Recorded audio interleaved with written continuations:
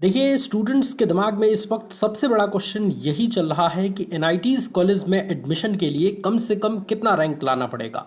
सो इस वीडियो को कंप्लीट देखिएगा। मैं स्टेप बाय स्टेप बिल्कुल प्रोसेस आपको बताने वाला हूं कि एनआईटीज़ में एडमिशन के लिए किस कैटेगरी के स्टूडेंट्स को कितना रैंक लाना पड़ेगा, कम से कम कितना रैंक लाना पड़ेगा। सो इस वीडियो को कंप्लीट ज़रूर देखिएगा। इसके लिए हमें चलना पड़ेगा जोसा काउंसलिंग की ऑफिशियल वेबसाइट पे। लेकिन एक दो बातें आपको पहले ही पता होना चाहिए कि देखिए स्टूडेंट्स, एनआईटी कॉलेज की बात करें, चाहे हम बात करें ट्रिपल आईटीज़ कॉलेज की, चाहे हम बात करें जीएफआईटी कॉलेजेस की, इन सभी कॉलेजों में एडमिशन की प्रक्रिया जेई मेंस में प्राप्त किए गए रैंक के आधार पर होती है।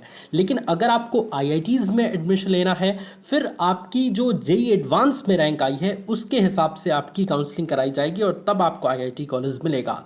लेकिन अगर आपको एनआईटीज़ कॉलेज लेना है तो इस स्थिति में जेई मेंस में अगर आपने अच्छा रैंक लाया है तो डेफिनेटली आपको एनआईटीज़ में एडमिशन मिल जाएगा। सो आइए चलते हैं और देखते हैं कि कम से कम कितना रैंक आपको लाना पड़ेगा।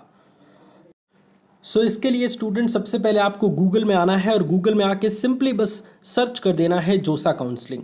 इसको सर्च करने के बाद पहली वाली वेबसाइट नहीं, ये दूसरी वाली वेबसाइट आप देख पा रहे होंगे, josa.admissions.nic.in। इस वाली वेबसाइट पे आपको क्लिक कर देना है, दूसरी वाली वेबसाइट पे।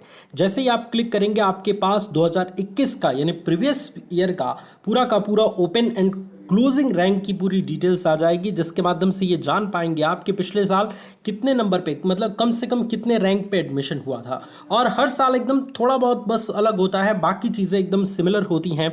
सो इससे आपको एक आइडिया लग जाएगा कि आपका एडमिशन एनआईटी में होगा या जीएफआईटी में होगा या ट्रिपल आईटीज़ में होगा, किस में होगा। सो इसमें हम सबसे पहले देखिए, सबसे पहला जो कॉलम है उसमें आप देख पा रहे होंगे कि कौन से राउंड में आप जानना चाहते हैं। तो आप लास्ट राउंड सबसे फिल कीजिए, क्योंकि लास्ट राउंड का अगर आपको पता चल जाएगा तो फिर आप चेक कर सकते हैं अपने अकॉर्डिंग, थर्ड राउंड का, सेकेंड राउंड का, फर्स्ट राउंड का।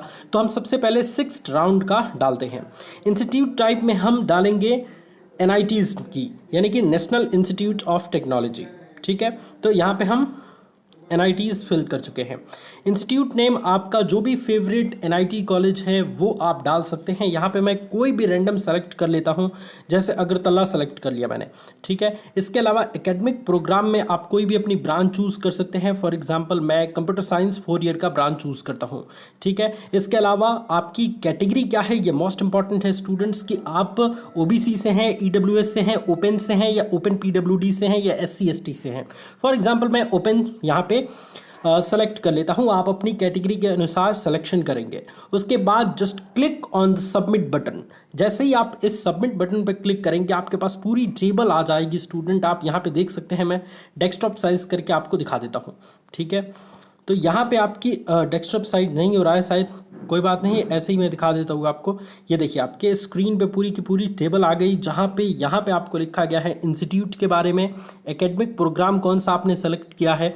यहाँ पे आपको ये पता होना चाहिए कि जो एनआईटीज़ कॉलेज है ना, इसमें कुछ रिजर्वेशन की भी सुविधा होती है। मतलब जो होम स्टेट वाले हैं उनको 50% का रिजर्वेशन पहले ही मिल जाता है। फॉर एग्जाम्पल अगर आप दिल्ली के हैं और दिल्ली के ही किसी एनआईटी कॉलेज में एडमिशन लेना है आपको, तो आपको 50% का रिजर्वेशन मिलता है, 50% की छूट मिलती है। सो यहाँ पे एचएस और ओएस का मतलब यही है कि ये होम स्टेट है, ये आउट ऑफ स्टेट है। ठीक है, तो इस पॉइंट को आप याद रखेंगे।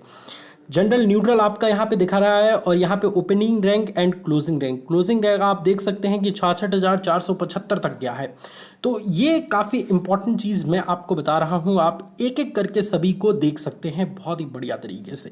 ये फीमेल ओनली के लिए पूरा का पूरा रैंक का पैटर्न यहाँ पे दिया गया है।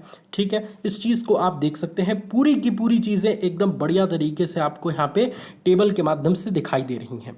ठीक है, तो इस तरीके से आप अपने लिए किसी भी राउंड का चेक कर सकते हैं। फॉर एग्जांपल अगर आपको थर्ड राउंड का चेक करना है तो यहाँ पे थर्ड लिख दीजिएगा। ठीक है, थर्ड राउंड का आपका पूरा मेंशन हो जाएगा। तो ये पूरा प्रोसेस है जिससे आप जान सकते हैं कि कम से कम कितना रैंक होगा तो आपको एनआईटी कॉलेज मिल जाएगा। और इस प्रकार से आप पूरी की पूरी टेबल ऑफिशियल वेबसाइट से, इधर उधर से नहीं, क्योंकि इधर उधर वाले थोड़ा सा गड़बड़ भी कर सकते हैं, इधर उधर रैंक भी कर सकते हैं, बट ये ऑफिशियल वेबसाइट पे डाला गया डाटा है, तो इससे आप पूरी तरीके से विश्वास रख सकते हैं, इस पर विश्वास रख के अपना पूरा का पूरा काउंसलिंग के लिए रेडी हो सकते हैं।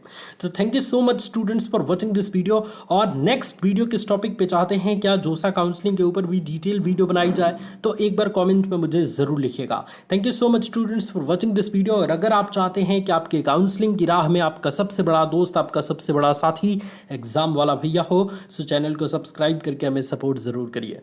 God bless you all students, love you all, take care.